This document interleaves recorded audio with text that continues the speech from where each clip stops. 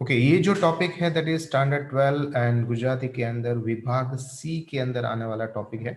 And विभाग सी यानी कि सेक्शन सी जो है वो है 100% ग्रामर के आधारित, और ये 2020 यानी कि 20 मार्क्स का रहता है। ठीक है, हम टेक्स्ट बुक के अंदर दिए गए हैं वो सबसे ज़्यादा इंपॉर्टेंट हमारे लिए होते हैं, तो वो सारी चीज़ें हम यहाँ पर समझने वाले हैं। तो उसको अच्छी तरह से एक बार नोट डाउन करिए, क्योंकि हमने जितने भी पेपर सॉल्व किए हैं उस पेपर के अंदर यही ज़्यादातर बताया गया है कि टेक्स्ट बुक की चीज आपको सबसे ज्यादा आपको लर्न करनी चाहिए। नाउ सबसे पहले बात करेंगे व्याकरण के अंदर, यहाँ पर दिया है प्रत्यय, अनुग एंड नाम योगी। ठीक है, प्रत्यय क्या होता है, दैट इज ए ने मा थी, ये जो है वो चार अनुग है। और नाम योगी बहुत सारे जिसको हम कंजक्शन वर्ड कहते हैं, दैट इज अंदर बाहर आगड़ पाछड़ ऊपर नीचे वड़े द्वारा थकी मार्फते, बहुत सारे हैं। सो अनुग एंड प्लस नाम योगी, ये जो दोनों है उसको प्रत्यय कहेंगे। आप प्रत्यय को संयोजक भी कह सकते हो, प्रत्यय को विभक्ति भी कह सकते हो। तो समझ लो कि ये एक कजिन ब्रदर्स है, आपको इस तरह से लर्न करना है। अनुग जो है वो लेटर वाइज आता है एंड नाम योगी वर्ड वाइज आता है। अब ये कहाँ पर काम आता है, किस तरह से काम आता है वो देख लेते हैं। तो जैसे आप देख सकते हो यहाँ पर एक सेंटेंस दिया गया है, दैट इज दीपिका पानी माटला प्याला रेडियो, राइट। अब ये है वो एक समझ लो कि ट्रेन है, वो ट्रेन के अलग अलग डिब्बे हैं जो डिब्बों को ज्वाइन नहीं किया गया है ना। ज्वाइन करने के लिए क्या चाहिए, जैसे ए चाहिए, जैसे यहाँ पर माथी चाहिए, जैसे यहाँ पर माँ चाहिए। जब ये वर्ड ऐड किया जाता है तो ये वाक्य नाम की ट्रेन रेडी हो जाती है। सो ये वाक्य हमें नहीं समझ में आता है, पर ये समझ में आ जाता है कि दीपिका ए पानी माटला माथी प्याला मा रेडियो, इस तरह से आएगा। तो आपको इस तरह से ये जो कंजक्शंस है यानी कि अनुग है और नाम योगी है, वो वाक्य को बनाने के लिए हमेशा इस्तेमाल होता है। और वो गुजराती की अलग अलग प्रकार की 8 जो विभक्ति होती है उसके रिगार्डिंग होता है। जैसे मैंने आपको आगे बताया कि विभक्ति को आप प्रत्यय भी कह सकते हो, विभक्ति को आप संयोजक भी कह सकते हो, एंड इसको दो पार्ट में डिवाइड किया जाता है, अनुग एंड नाम योगी। ठीक है, आगे बढ़ते हैं समझते हैं। इंग्लिश की अगर बात करें तो इंग्लिश के अंदर जिस तरह से ऑफ है, इन है, विथ, ऑन, बाय, ये जो सारे वर्ड है वो जिस तरह से कंजक्शंस का काम करते हैं। जैसे ऑफ का नो हो गया, फिर यहाँ पर इन का मतलब हो गया माँ, थी इसका हो गया विथ, एंड पर का मतलब होता है ऑन, एंड बाय का मतलब होता है सुधीमा। तो ये सारे कंजक्शंस है वही यहाँ पर हमारे गुजराती के अंदर है, और उसी हिसाब से आपको कार्य करना है। जैसे आप यहाँ पर देख सकते हो अनुग दिया गया है जो कि विभक्ति का ही प्रत्यय माना जाता है। आप यहाँ पर भूतकाल के हिसाब से उसको कर्ता के साथ ज्वाइंट कर सकते हो। यहाँ पर इसके अंदर ए मिक्सअप वर्जन है ना। यहाँ पर लिखा मैं अने मारा वरे, वर बोले तो हस्बैंड, है ना। तो इसके अंदर जब अकेला होता है वर्ड तो उसके अंदर जब ए डाला जाता है तो उसके साथ मिक्स हो जाएगा, दैट इज वरे हो जाएगा। देश सेवक को ए इस पे मिक्सअप हो गया, राम शंकरे ए मिक्सअप हो गया, तो ए इस तरह से आता है। ठीक है, यहाँ पर भी ए का इस्तेमाल हुआ है, यहाँ पर भी ए का इस्तेमाल हुआ है, तो ए इस तरह से इस्तेमाल होगा। फिर बात करेंगे ने के बारे में। ने जो है वो भी हमेशा जो भी वर्ड होगा ना उसके एंड में ही रहेगा, जबकि नाम योगी है वो अलग से वर्ड है और ये लेटर है। आप देख सकते हो भोगीलाल ने, तम ने, मगन ने, गगन ने, है ना। थी जो है वो भी सिमिलर ही काम करेगा पर एक वर्ड के पीछे के साइड में लगेगा, एंड उस हिसाब से इसका इस्तेमाल किया जाएगा।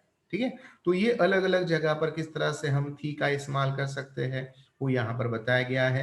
क्रिया के हिसाब से अलग होता है, समय के हिसाब से अलग होता है, स्थल के हिसाब से अलग होता है, समय गाढ़ा जो होता है वो भी अलग होता है। इस तरह से हम थी का इस्तेमाल कर सकते हैं। ना बात करेंगे माँ के बारे में। माँ का मतलब होता है टू इन, मतलब अंदर, दुनिया माँ, गाम माँ, समय गाड़ा माँ, देश विदेश माँ, भणवा माँ। तो ये जो है दैट इज हमारे अनुग। अनुग के है वैसे तो 3 लेटर से बना हुआ वर्ड है, पर उसके अंदर 4 लेटर आते हैं, दैट इज ए ने माथी, और न की पूरी बारात आएगी, यानी कि नो नी नू ना सब आएंगे। ठीक है, तो अनु क्लियर हो गया। अब चलते हैं नाम योगी की ओर।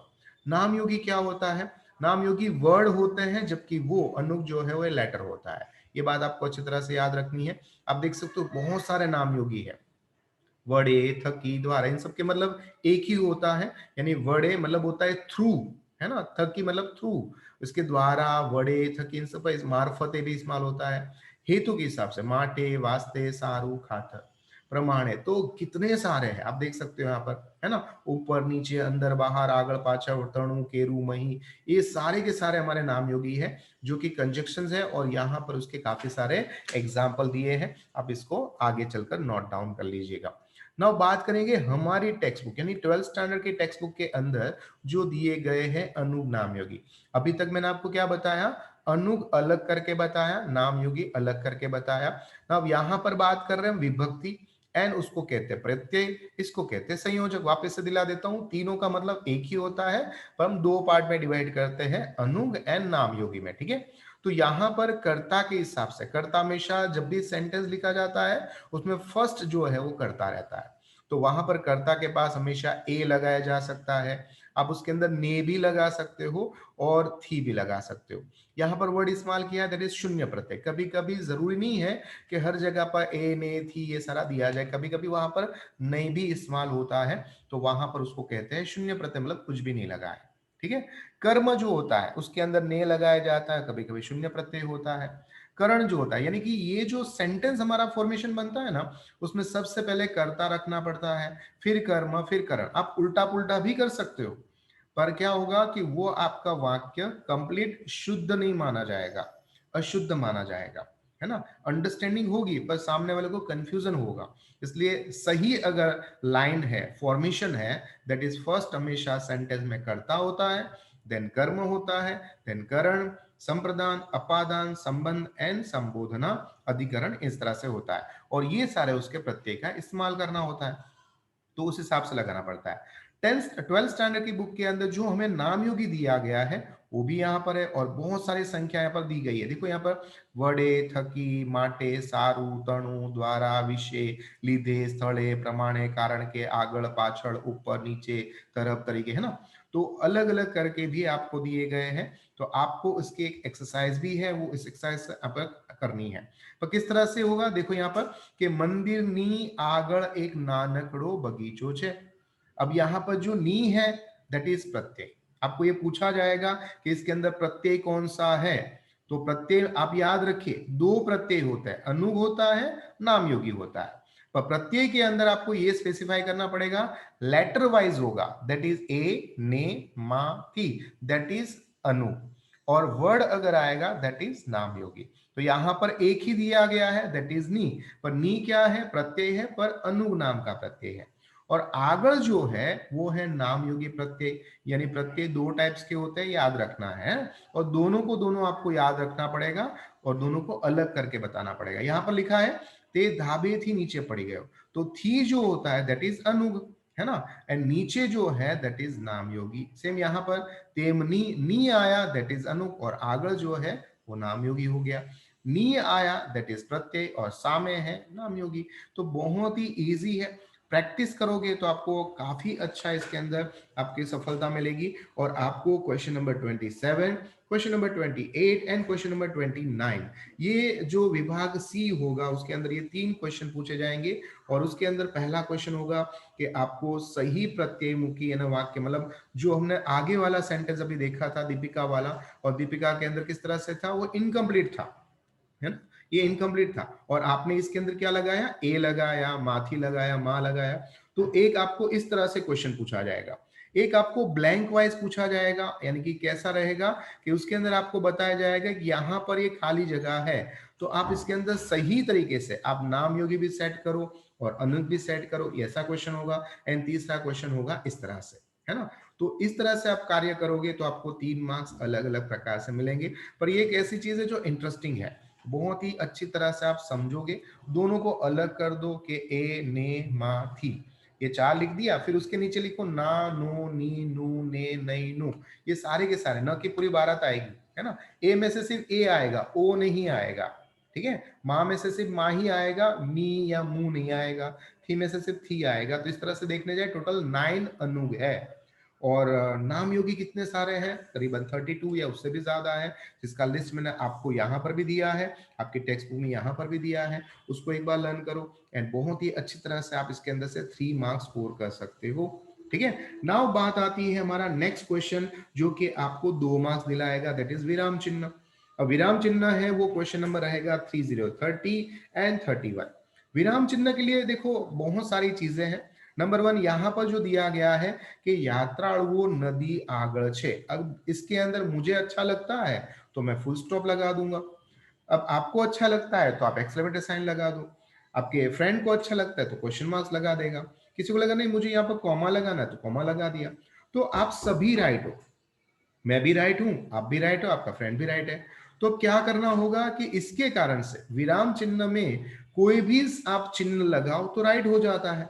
इसके कारण से जो बोर्ड वालों ने है ऐसा फाइनलाइज किया कि जो टेक्स्ट बुक के अंदर चैप्टर्स है उसके रिगार्डिंग ही क्वेश्चन पूछा जाएगा, एंड उसके हिसाब से आपको पूर्ण विराम यानी कि फुल स्टॉप, अल्प विराम यानी कि कॉमा, प्रश्न चिन्ह यानी क्वेश्चन मार्क, उद्गार चिन्ह मतलब एक्सक्लेमेटरी साइन, अवतरण चिन्ह मतलब इन्वर्टेड कॉमा। इसमें 2 टाइप्स होते हैं, सिंगल को कहते हैं एक वड़ा, डबल को कहते हैं बे वड़ा, याद रखिएगा। गुरु विराम चिन्ह, अर्ध विराम चिन्ह एंड लघु रेखा जिसको कहते हैं हाइफन, ये सब आपको लगाना है पर according to textbook. Textbook के हिसाब से आपको लगाना पड़ेगा एंड उसके हिसाब से आपको कार्य करना पड़ेगा। तो वो खास अच्छी तरह से याद रखें कि उसके लिए सिलेक्टेड बहुत सारे हमारे पास वर्ड है और बहुत सारे चैप्टर्स है। उसके हिसाब से अगर आप चलोगे तो आपको ज्यादा बेनिफिट रहेगा। लाइक सेकंड चैप्टर है कुसुमनु पठन तप है, लाइक फोर्थ चैप्टर है नारायण हेमचंद्र है, फिफ्थ चैप्टर है थिगड़ू प्रभाशंकर वाला। तो ये करीबन 4-5 स्टार्टिंग के आप चैप्टर को फोकस करो एंड इसके अंदर का एक आध 2 वर्ड को आप देखोगे तो आप इजीली इसके अंदर अच्छा सा महारत हासिल कर लोगे। लाइक यहाँ पर आपको लघु रेखा का एग्जाम्पल दिया गया है, आपकी टेक्स्ट बुक में ही है कि देखो यहाँ पर 2 सिमिलर वर्ड है, दोनों को अलग करने के लिए यहाँ पर हाइफन का इस्तेमाल किया है। कभी कभी ये विरोधाभास भी बताता है तो कभी कभी सिमिलर भी बताता है ना। देखो ये सिमिलर हुआ, 4-5 मिनट है, आऊ तेऊ है। कभी कभी कोई सेंटेंस इनकम्प्लीट रह जाता है। लाइक आप देखो कि ऐसे राइटिंग करते हो उसके ऊपर मुद्दा यानी कि पॉइंट्स दिए जाते हैं, वार्ता लेखन करते हो ऊपर मुद्दा यानी कि पॉइंट्स दिए जाते हैं, तो उसके बीच में भी ये लघु रेखा का इस्तेमाल करते हैं, है ना, क्योंकि सिमिलर ही है, ये मुद्दे के बाद ये मुद्दा। कभी कभी क्या होता है कोई सेंटेंस इनकम्प्लीट रह जाता है तो यहाँ पर भी आप लघु रेखा का इस्तेमाल कर सकते हो। तो ये अलग अलग प्रकार के होते हैं, पर आपको सबसे ज्यादा मैंने जो बताया उस हिसाब से आपको याद रखना है। 2 टाइप के क्वेश्चन होंगे कि નીચેના આપેલા વાક્યને યોગ્ય વિરામ चिन्ह મૂકીને ફરીથી લખો, तो आपको उसमें सही तरीके से इस्तेमाल करना है और दूसरे के अंदर आपको अर्थपूर्ण बनाने के लिए विराम चिन्ह लगो। अब दूसरा जो क्वेश्चन रहेगा क्वेश्चन नंबर है 31, वहां पर आपको अपना दिमाग भी दौड़ाना है कि कौन सा सही तरीका है, वो एंड टेक्स्ट बुक का ही रहेगा। तो ये विराम चिन्ह आपको टेक्स्ट बुक के अंदर से ही ज्यादातर लर्न करना है। यहाँ पर सबके मीनिंग्स भी दिए हैं, साथ में साइन भी दे रखी हुई है, तो आप इसको भी एक बार नोट डाउन जरूर करिएगा। जिसमें मैंने आपको आगे बताया था सिंगल वाला जिसको कहते हैं एक वड़ा, और डबल वाड़ा होता है उसको कहते हैं बे वड़ा, ये याद रखना है, ठीक है। ये विराम चिन्ह सारे के सारे आपके टेक्स्ट बुक में से लिए गए हैं एंड ग्रामर जितना हो सके उतना टेक्स्ट बुक का ही लर्न करिए, बाहर से कहीं पर से भी आने वाला नहीं है। पूर्ण विराम यहाँ पर बताया गया है, प्रश्न चिन्ह यहाँ पर बताया गया है, उद्गार चिन्ह एक्सक्लेमेटरी साइन को कहते हैं एंड अल्प विराम कॉमा को कहा जाता है, ठीक है, ये आप सबको पता है। अर्ध विराम है, गुरु विराम है, टपका यानी डबल डॉट है ना, इसको कहा जाता है, यानी डॉट डॉट डॉट, जब कोई बात अधूरी होती है या वाक्य कट हो जाता है या सोचने पे मजबूर करना होता है तो डॉट डॉट डॉट का इस्तेमाल होता है। अवतरण चिन्ह ये रहा डबल और ये रहा सिंगल। सिंगल तब होता है जब वाक्य को इतना इंपॉर्टेंट नहीं दिया जाता है तो सिंगल लगाया जाता है, पर ज्यादातर अगर वाक्य को हाईलाइट करना है और भार देना है, लाइक आप मुझे खून दो मैं आपको आजादी दूंगा, ये सुभाष चंद्र बोस का नारा है, तो वहां पर डबल देना पड़ेगा। पर अगर वही चीज कोई सामान्य इंसान कहता है कि हाँ गांधी जी ने कहा है या सुभाष चंद्र जी ने कहा है ऐसा कार्य करो, तो सिंपल इंसान है, आपको ज्यादा हाईलाइट नहीं करना है तो सिंगल देना पड़ता है। तो ये सारी चीजें हैं, अवतरण चिन्ह भी अपने हिसाब से आप उसको मॉडिफाई कर सकते हो और इसीलिए आपको टेक्स्ट बुक के हिसाब से ही बताया गया है। ये एग्जाम्पल भी दिया गया है कि ये रहा एक पैराग्राफ और ये रहा दूसरा पैराग्राफ, आप इन दोनों के अंदर अपने हिसाब से थोड़ा दिमाग को ट्राई करो एंड विराम चिन्ह लगा के दिखाओ, क्योंकि मैं नेक्स्ट स्लाइड के अंदर इसका उत्तर भी देने वाला हूं। तो ये रहा उसका उत्तर, है ना, आप एक बार चेक भी कर सकते हो, मैं वापस आपको ये स्लाइड सेंड कर दूंगा तो आपको उसका आइडिया अच्छी तरह से आ जाएगा। नाउ आगे बढ़ते हैं एंड ये जो हमारा रहेगा वो है संयोजक। ये रहेगा क्वेश्चन नंबर 32 एंड उसके अंदर आपको इस्तेमाल करना है संयोजक का 32 एंड 33 नंबर का क्वेश्चन आएगा। जैसे मैंने आपको आगे ही बताया, प्रत्यय का एक दूसरा नाम है संयोजक, कंजक्शंस लगाने का काम होता है। अब इसके अंदर कौन कौन से है, तो एक है अने, दूसरा है अथवा एंड तथा। अने जो होता है वो सिमिलर कह सकते हो, यानी कि भाई बहन को दूर करना है, माता पिता को दूर करना है तो माता और पिता आप बता दो या भाई बहन आप बता दो। पर ऑप्शंस अगर आपके पास है या ऑपोजिट वर्ड है तो वहां पर आप अथवा का इस्तेमाल करोगे, कि कपास का मतलब होता है कॉटन या फिर बाजरी, है ना। तथा का इस्तेमाल तब करना है जब पहला वाला वर्ड जो होता है ना वो थोड़ा सा ऊंचा पद धराता है एंड दूसरा वाला पद थोड़ा नीचा, यानी गुरु ज्यादा इंपॉर्टेंट होता है, देन शिष्य आता है, तो वहां पर तथा का इस्तेमाल करो, है ना। तो आप यहाँ पर देख सकते हो, भरत नी भक्ति यानी लक्ष्मण नी निष्ठा, दोनों भाई के छोटे, राम भगवान के छोटे भाई है, तो भक्ति और निष्ठा इक्वलन बताना होता है, तो वहां पर अने का इस्तेमाल करते हैं। ऑपोजिट बताना है या ऑप्शंस चाहिए हमें, वावणी एंड ललनी, वावणी मतलब होता है बोना एंड ललनी का मतलब होता है कटाई करना, ठीक है, तो अथवा देते हैं। तथा का मतलब देखो, गुरु का प्यार ज्यादा बेहतरीन होता है देन शिष्य का आदर होता है, तो वहां पर एक स्टेप अगर या 0.1% भी ऊपर है तो वहां पर हम तथा का इस्तेमाल करते हैं। पहले के समय के अंदर जब भी अपने हम लेटर्स लिखते थे अपने बड़े बुजुर्गों को, तो वहां पर हमेशा हम ऐसे ही लिखते थे, पिता और माता को, पिता तथा माता, मामा तथा मामी, काका तथा काकी, तो थोड़ा सा इंपॉर्टेंस बढ़ा देते हैं। तो ये है सिमिलर ही, ये संयोजक ही है, दो वर्ड को अलग करने का कार्य करते हैं।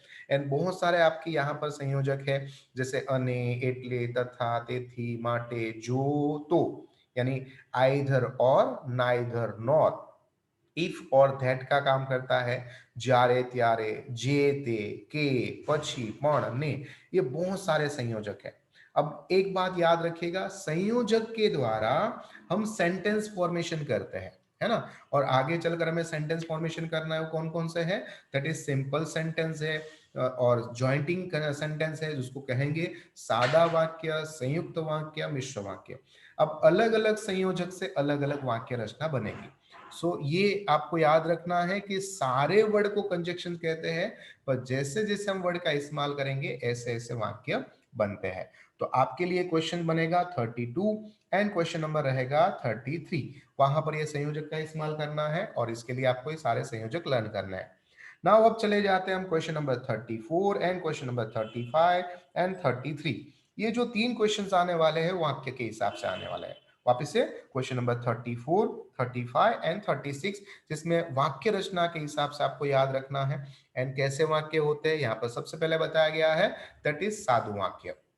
साधु वाक्य जिसको विधान वाक्य भी कहते हैं या सरल वाक्य कहते हैं, सिंपल सेंटेंस होता है, जैसे कि मेरा नाम महेंद्र है, आपका नाम राजेश है, मैं सूरत शहर में रहता हूँ, आप अहमदाबाद में रहते हो, आप 12वीं कक्षा में पढ़ते हो, ये सारे सिंपल सेंटेंसेस है। एंड सिंपल सेंटेंस के एंड में क्या आता है, फुल स्टॉप आता है। देखो यहाँ पर सब जगह पे फुल स्टॉप है, तो बहुत इजी है। इसको हम सादा वाक्य भी कह सकते हैं, साधु वाक्य, विधान वाक्य कहते हैं, ठीक है। तो ये सादा वाक्य है। अब दूसरा जो आता है वाक्य, उसका नाम है संयुक्त वाक्य। अब संयुक्त वाक्य में क्या होता है, बीच में आ जाता है कंजक्शन। अब कंजक्शन है दैट इज अने, यहां पर देखो अने है ना, वरसाद वर्षे छे, एक वाक्य हो गया, एंड दूसरा वाक्य हो गया बिजली चमके छे। तो ये दोनों वाक्य ना स्वतंत्र है, एक दूसरे पे अधीन नहीं है, कि वरसाद वर्षे छे એટલે વીજળી ચમકે છે, ऐसा नहीं है। वरसाद वर्षे छे अलग हो गया, बिजली चमके छे अलग हो गया, पर दोनों को ज्वाइन करना है तो कि हाँ वरसाद वर्षे छे अने વીજળી चमके छे। तो एक बात खास याद रखिए कि संयुक्त वाक्य जो होता है उसके अंदर कंजक्शन से द्वारा ज्वाइन तो कर सकते हैं, पर जब कंजक्शन निकाल दिया जाए ना तो दोनों सादा वाक्य में भी कन्वर्ट हो सकते हैं। जबकि संकुल वाक्य यानी कि जिसको हम आगे चलकर मिश्र वाक्य कहते हैं, उसमें ऐसा नहीं होगा। पर सबसे पहले हम संयुक्त वाक्यों को देख लेते हैं यहाँ पर, ठीक है। जैसे यहाँ पर बहुत सारे उसके वर्ड दिए गए हैं, ने, अने, पण, छता, तो पण, छता पण, के, अथवा, तेम छता, अथवा तो, का तो, એટલે, માટે, તેથી, કેમ કે, કારણ के, ये सारे संयोजक है, कंजक्शंस है। जैसे यहाँ पर रजा बताया है, रमेश ने रजा पड़ी એટલે તે ઘેર આવ્યો, है ना। तो रजा पड़वी आप अलग कर सकते हो। आपको ऐसा क्वेश्चन पूछा जाएगा कि संयुक्त वाक्य में से आप सादा वाक्य बनाओ, तो आपको नीचे लिखना है ए, रमेश ने रजा पड़ी। फिर आप नीचे लिखोगे बी ते घरे आव्यो, या ते की जगह आप रमेश लगा सकते हो, रमेश घरे आव्यो, है ना। अब इसी तरह से अब वापस से बोला है कि संयुक्त वाक्य में से सादा वाक्य बनाओ। तो ए शियाळो शुरू थयो, बी ठंडी पड़ती नहीं।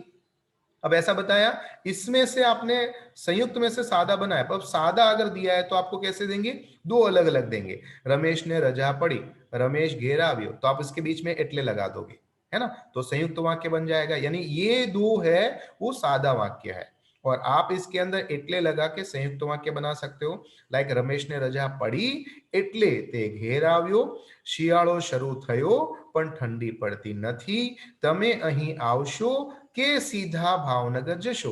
तो आपने बीच में एक कंजक्शन डाला, बीच में जब डालने से होता है तो इसको संयुक्त वाक्य कहेंगे।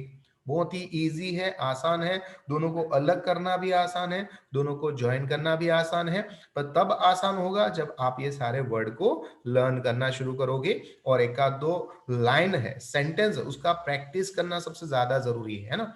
कि अगर आप शोरूम के अंदर से विंडो शॉपिंग करने से वो जो चीज है वो आपके पास नहीं आएगी।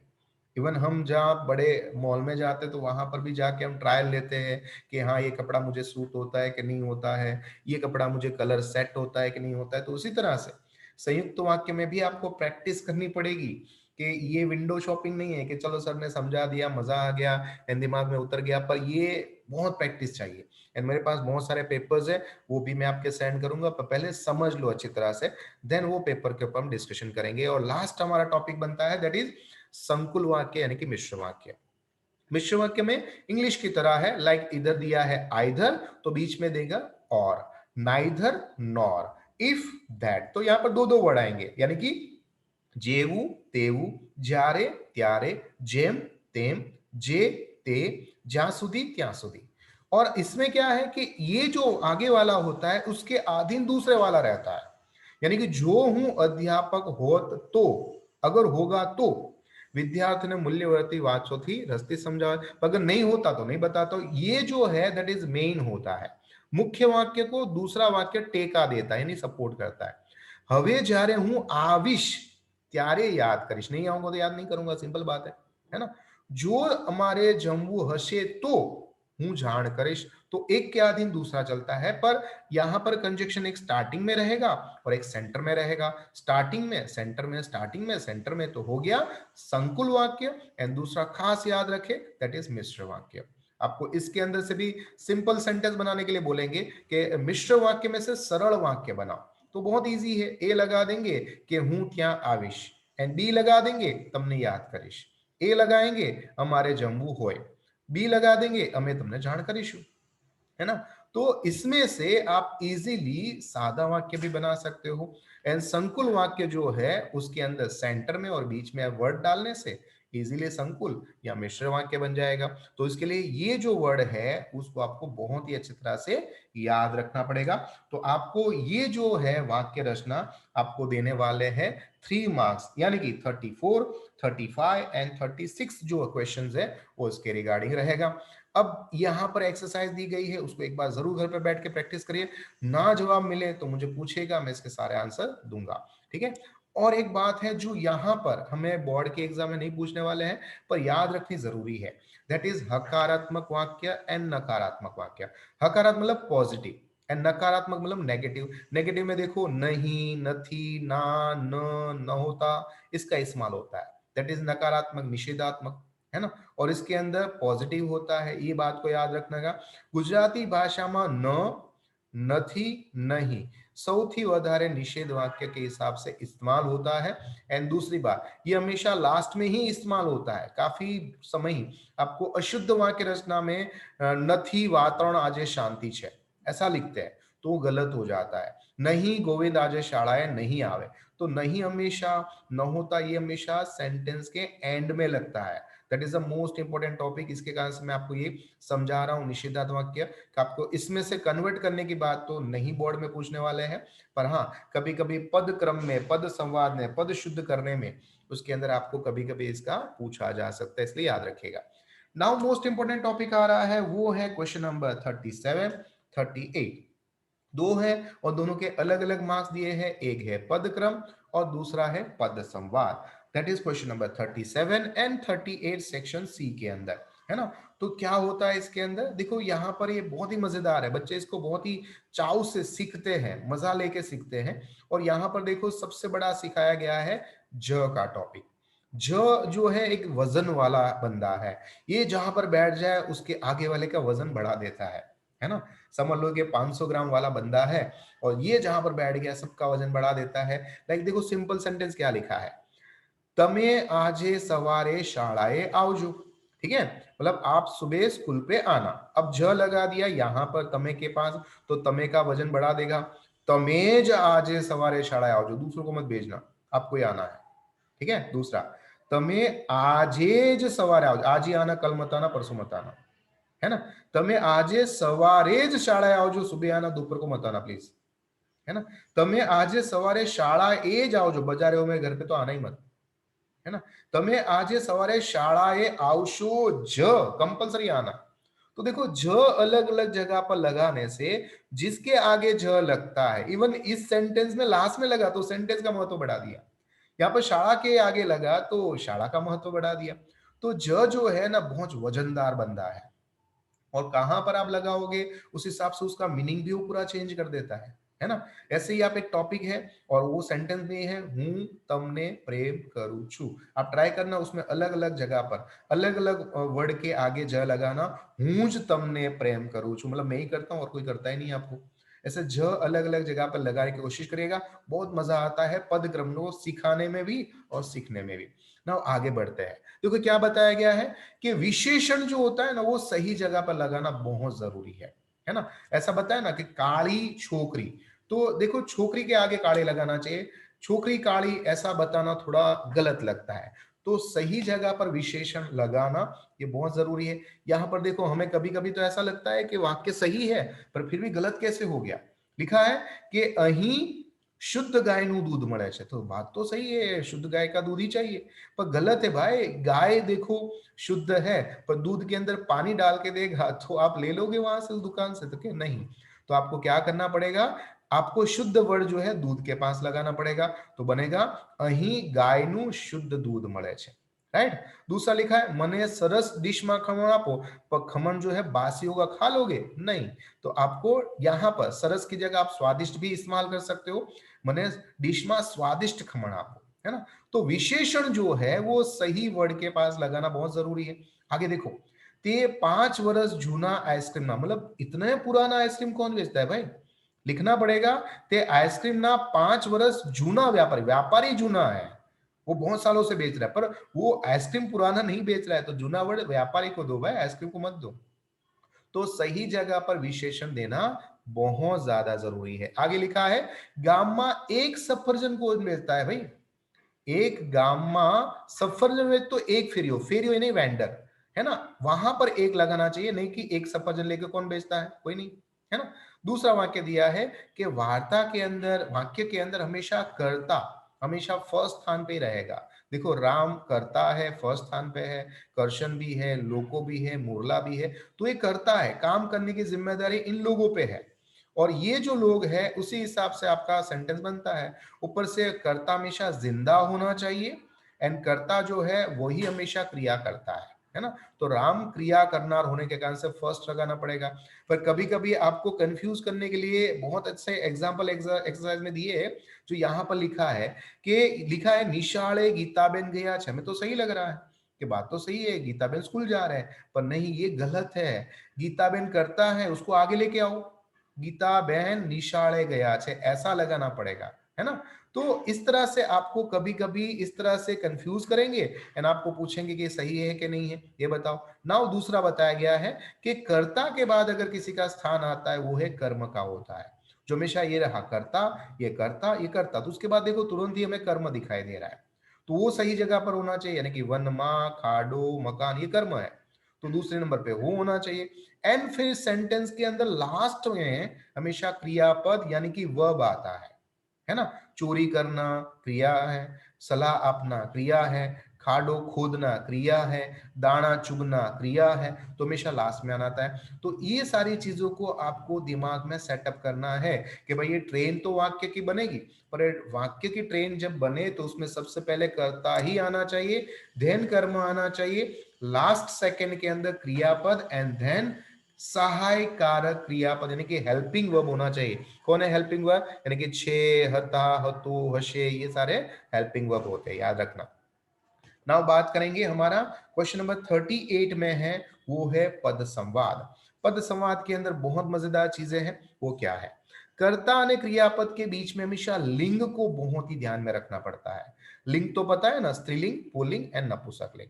देखो, पुल्लिंग को केवो एंड केवा क्वेश्चन करोगे और सेट हो जाता है ना, ऐसा वर्ड पुल्लिंग होगा।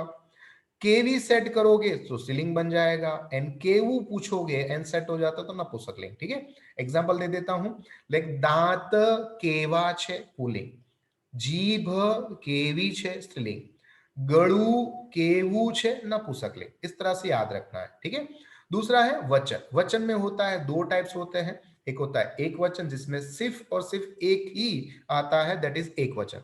इसमें दो से ज्यादा आता है, दैट इज बहुवचन। सिंपल बात है ना।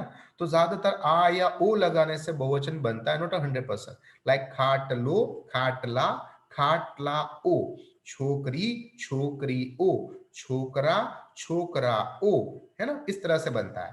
तो यहां पर क्या बताते हैं, कर्ता और क्रियापद में हमेशा लिंग वचन का सुमेल होना चाहिए, मेल मिलाप होना चाहिए।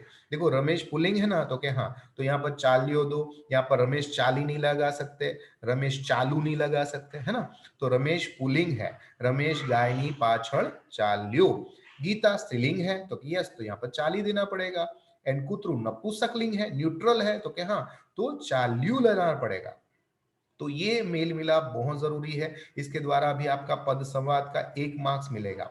दूसरा है वचन के हिसाब से दिया है, एक केड़ू खादू, एक केड़ा खादा। यहां पर खादू दिया, यहां पर खादा दिया।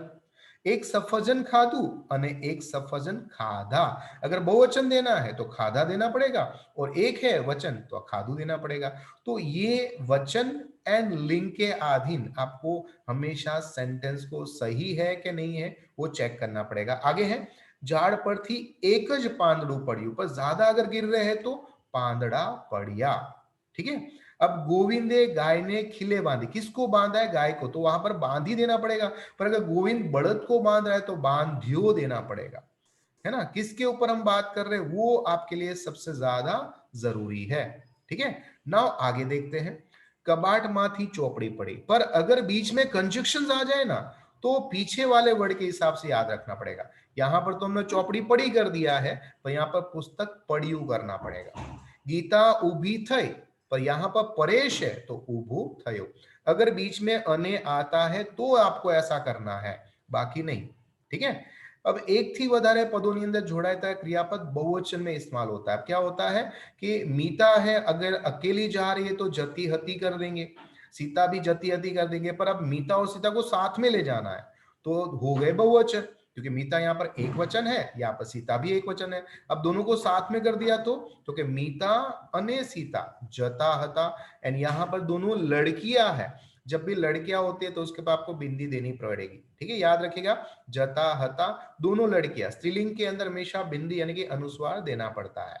ठीक है, नेक्स्ट देखते हैं, पेन खोवाई गई, सिंगल सेंटेंस है। चोपड़ो खोवायो छे, ये पुल्लिंग है, ये स्त्रीलिंग है।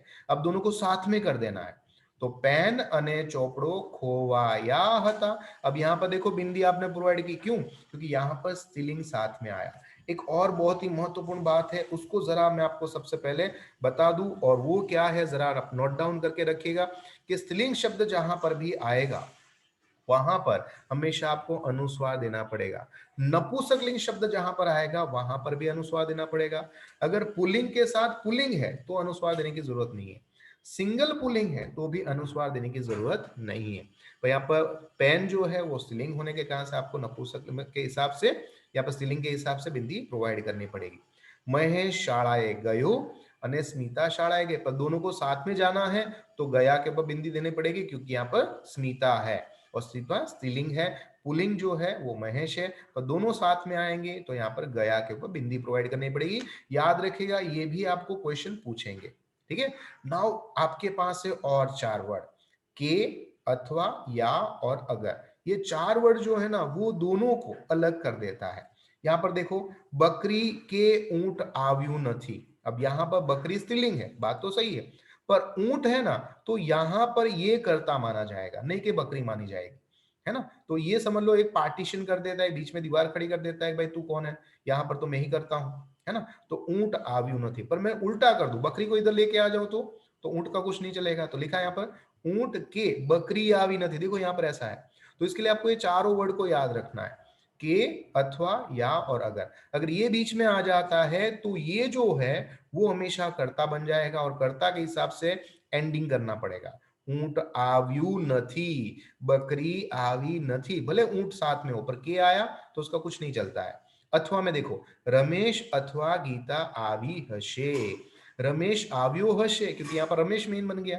के में भी ऐसा है, मैं ताड़ू की चाबी लीधी नथी, यहाँ पर ताड़ू ले लिया तो लीधू नथी, इस तरह से दिया जाता है, ठीक है। इसके हिसाब से और एक 4 चीज है, दैट इज हरेक, दरेक, प्रत्येक, एक एक। ये जब आ जाते हैं तो उसमें डबल डबल आपको बहुवचन देने की जरूरत नहीं है। यहाँ पर दरेक लिखा है ना, तो आपको विद्यार्थी ओ ए ऐसा देने की जरूरत नहीं है, ये रॉन्ग हो गया, देखो, है ना। आपको दरेक दिया है तो आप ए लगाओ, पर अगर आपने ए लगाया तो सही हो गया, पर आपने ओ ए लगाया तो गलत हो गया, क्योंकि आपने दरेक तो बोला ही है, फिर ओ ए देने की जरूरत क्या है। लाइक नहीं हमेशा बोलते हैं कि मराठी गलती थी, मिस्टेक थे, दो दो बार इस्तेमाल करने की जरूरत नहीं है। लाइक इसी तरह से प्रत्येक में भी है, प्रत्येक नागरिक की जरूरत है, यहाँ पर नागरिक को लगाया वो रॉन्ग हो गया। एक एक है, यहाँ पर ओ लगाया वो रॉन्ग है, पर एक एक फिर आपको विद्यार्थी देना पड़ेगा, ठीक है। एंड लास्ट मोस्ट इंपोर्टेंट चीज, दैट इज त्रिजाति साथे संबंध धरावता शब्द होए उसको हमेशा आपको अनुस्वार ही देना पड़ेगा। यहाँ पर बा अमारा है तो बिंदी दिया, आव्या के ऊपर भी बिंदी दिया, मारा मोटा बहन आवाना छे बिंदी दिया, एंड नगर पालिका में जैसे मैंने आपको आगे बताया। तो ये हो गया हमारा क्वेश्चन नंबर 27 से लेकर क्वेश्चन नंबर 38। उसके अलावा जो है रूढ़ि प्रयोग, सामासिक शब्द, समानार्थी, विरोधी, ये सारी चीजें आपको खुद को ही एक बार प्रैक्टिस करनी पड़ेगी, एंड तो ही आपको आइडिया आएगा किस तरह से। पर फिर भी इसमें अगर कोई आपको डाउट्स रहते हैं, आप एक्सरसाइज ये करो तो आपको काफी सारे डाउट्स इसमें से क्लियर हो जाएंगे। फिर भी डाउट्स रहते हैं